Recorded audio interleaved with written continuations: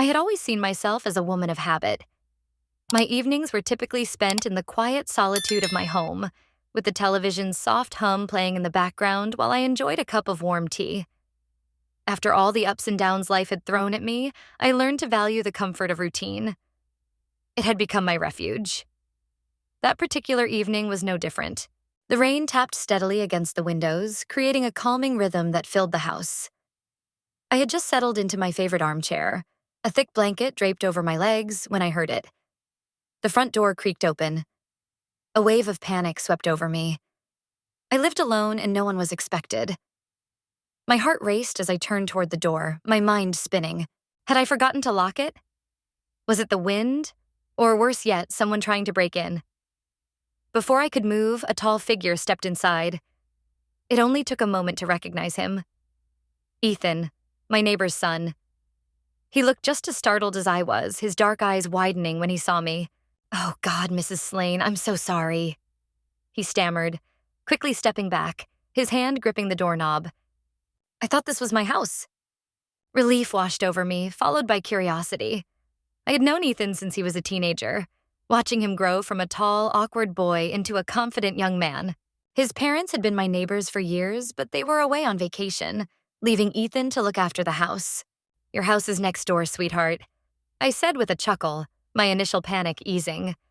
He ran a hand through his damp hair, clearly embarrassed. I wasn't paying attention. Rain, the dark. I guess I just walked into the wrong place. I shook my head with amusement and motioned for him to come in. "Well, you're here now. No point standing out in the rain. Come in and let me grab you a towel." He hesitated for a moment, but then stepped inside, closing the door behind him. Water dripped from his jacket onto my hardwood floor. I grabbed a towel from the linen closet and handed it to him. He ruffled it through his hair, a sheepish grin on his face. "You must think I'm an idiot," he muttered. "Not at all," I reassured him. "It happens to the best of us." He laughed, the sound warm and easy. "I don't suppose I could trouble you for a cup of tea? I was about to make one at home, but, well, I ended up here instead." I smiled and nodded toward the kitchen. "I was just about to make another cup for myself. Come sit." As I prepared the tea, I glanced over at Ethan. He had taken off his wet jacket, revealing a fitted sweater that clung to his broad shoulders. I hadn't realized how much he had changed. He was different now, more mature. We sat at the kitchen table, the steam rising from our mugs. He wrapped his hands around the warm ceramic and exhaled softly. "I don't remember the last time I just sat and had tea with someone," he confessed. I raised an eyebrow. "No one special in your life?" He smirked, shaking his head. "Not anymore." I felt a small pang in my chest. I had known Ethan's parents well. They often spoke of how their son struggled with relationships. He was always kind, intelligent, and charming, yet things never seemed to work out for him. "People don't really sit and talk anymore," he continued. "Everything's rushed. No one takes the time to just be in the moment." I knew exactly what he meant. Life had a way of pulling people apart, making genuine conversation seem like a rare luxury. "Well," I said, sipping my tea, "you're in the right place for that." For the next hour, we talked about everything and nothing. His job, my quiet life, the books I loved, the places he wanted to visit. The conversation flowed effortlessly, laughter filling the pauses. At one point, he leaned forward, his eyes focused on me. "You know, Mrs. Slane." "Call me Anna," I interrupted. A slow smile spread across his lips. "Anna, you're different from most people I know." I tilted my head, intrigued. "Oh? How so?" "You actually listen," he said simply. "And you make people feel seen." Something in his voice made my breath catch. I wasn't sure if it was the way he said it or the way he looked at me, but suddenly the room felt warmer, the air thicker. I cleared my throat, trying to break the moment. Well, I suppose it's just a skill that comes with age. Ethan leaned back in his chair, never taking his gaze off me. "I don't think it's about age. I think it's just you." My fingers tightened around my mug. The energy in the room had shifted. Subtle, but undeniable. I stood up, needing to shake off whatever was stirring inside me. "It's getting late. You should probably..." The power flickered, and then the room was plunged into darkness. A gust of wind howled outside, and I heard a tree branch scraping against the window. Ethan stood as well, his figure barely visible in the candlelight. "Looks like the storm knocked the power out," he murmured. I sighed, rubbing my temples. "Just great." A beat of silence stretched between us, and then unexpectedly, Ethan chuckled. "What's so funny?" I asked. "Just how ridiculous this all is," he said. "I walk into the wrong house, sit down for tea, and now we're stuck in the dark together." I couldn't help but laugh. It does sound like the start of a strange story. His voice dropped lower when he spoke again. "Maybe one worth remembering." I swallowed, suddenly acutely aware of the tension hanging in the air. Before I could say anything more, he took a step closer. For a moment, neither of us moved. The flickering candlelight cast shifting shadows across Ethan's face, emphasizing the sharp angles of his jaw and the warmth in his eyes. The storm raged outside, but inside, the only sound was the quiet rhythm of our breathing. I should have said something. Broken the tension, made a joke, turned away. Anything to return to the casual comfort of our earlier conversation.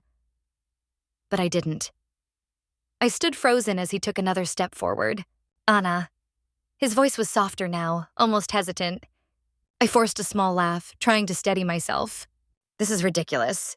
I don't want to leave just yet," he said, gently cutting me off. His words sent a ripple through me, unsettling and thrilling all at once. I had spent years convincing myself that my life had settled into its final form, that I was done with unexpected moments and new feelings.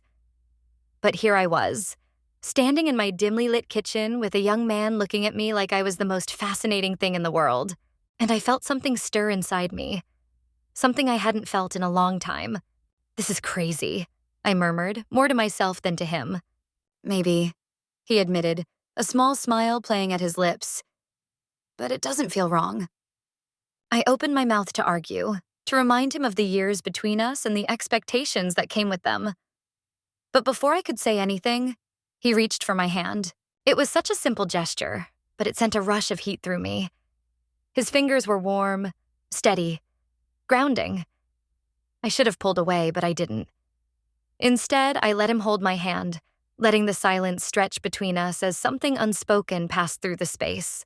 "You're overthinking," he said, his thumb brushing lightly over my knuckles. "Can you blame me?" I whispered. "No," he admitted. "But I don't think this moment cares about what makes sense." I let out a shaky breath. "Ethan, whatever this is, it's not supposed to happen." His grip on my hand tightened slightly. "Says who?" I swallowed hard. "Everyone, society, common sense." His smile widened, mischievousness in his eyes. "Since when do you care about what everyone else thinks?" I exhaled a quiet laugh, shaking my head. He had a point. My whole life, I had prided myself on being independent, on making decisions that felt right for me, regardless of what the world thought.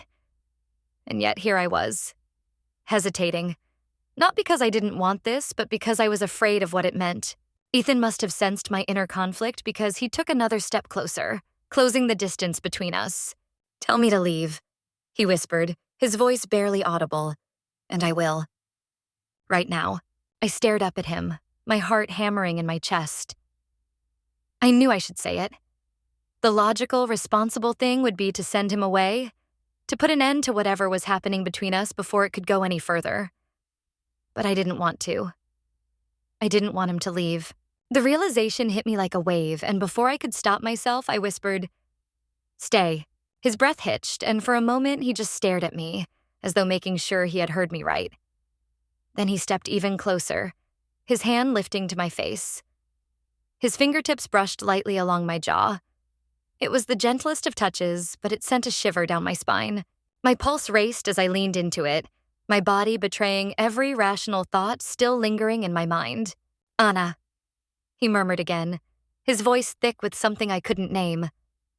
I closed my eyes, letting the moment wash over me. I wasn't sure what would happen next or where this night would lead, but for the first time in a long time, I didn't want to think. I just wanted to feel. The storm outside had settled into a soft drizzle, tapping against the window like a rhythmic whisper. The world beyond my walls felt distant and unimportant. Inside, the warmth between us had taken over, wrapping around me like something I didn't know I had been missing. Ethan's fingers lingered on my jaw, so light it felt like a question. His eyes searched mine, waiting. Not pushing, not demanding, just waiting for me. I had spent my life making careful choices, walking the straight and narrow, always aware of how things were supposed to be. But standing there, under the soft glow of my kitchen light, I found myself wondering, who decided the rules? Who said that just because I had lived one way for so long, I couldn't take a different path now? The moment stretched between us, delicate and charged. Finally, I closed the distance. I'm not sure who moved first, if it was me or him, but before I knew it, my hands were on his chest, his breath warm against my skin. The world outside faded as I let myself sink into the moment, letting go of the doubts and worries that had held me back for so long. The electricity between us was undeniable, a slow burn that built with every brush of skin, every unspoken word. Ethan's hands rested at my waist, grounding me. His touch was firm, yet hesitant, as if he were waiting for my permission. And I gave it. I tilted my chin up, meeting his gaze. In that instant, something shifted. The hesitation melted away, replaced by something deeper, something unspoken but understood. His lips found mine in a slow, deliberate kiss. Soft at first, testing, learning, but then growing bolder. My fingers curled into the fabric of his shirt as warmth spread through me. A feeling I hadn't experienced in longer than I cared to admit. For the first time in years, I felt alive. I don't know how long we stood there, wrapped in that moment, lost in the quiet understanding that neither of us had expected this, but neither of us wanted it to end. Eventually, I pulled away, my breath uneven. I expected to feel regret, but all I felt was a strange sense of peace. Ethan studied me carefully, as if trying to read my thoughts. "Are you okay?" he asked softly. I nodded, a small smile touching my lips. "Yeah, I think I am." He exhaled, as if releasing a breath he hadn't realized he'd been holding. "I don't want this to be something you regret in the morning." I traced a finger along his arm, appreciating the steadiness of his presence. "I won't," I promised. And I meant it. Whatever this was, however unexpected, it had awakened something in me that had been dormant for far too long. It wasn't just about Ethan. It was about me, about allowing myself to feel again, to embrace the unknown instead of fearing it. The night stretched on, filled with quiet conversation, with laughter, with the kind of connection that didn't need to be rushed or labeled. We weren't thinking about tomorrow or the future. We were simply existing in the present, in a way that felt more real than anything I had felt in years. As the first light of dawn peeked through the curtains, Ethan's fingers brushed against mine and he whispered, "No matter what happens after tonight, thank you for trusting me with this moment." I smiled, squeezing his hand. "Thank you for reminding me I still have moments worth living." And as the sun began to rise, I knew that no matter what came next, I would never forget this night. Not because it was forbidden or unexpected, but because for the first time in a long time, I had chosen something just for me.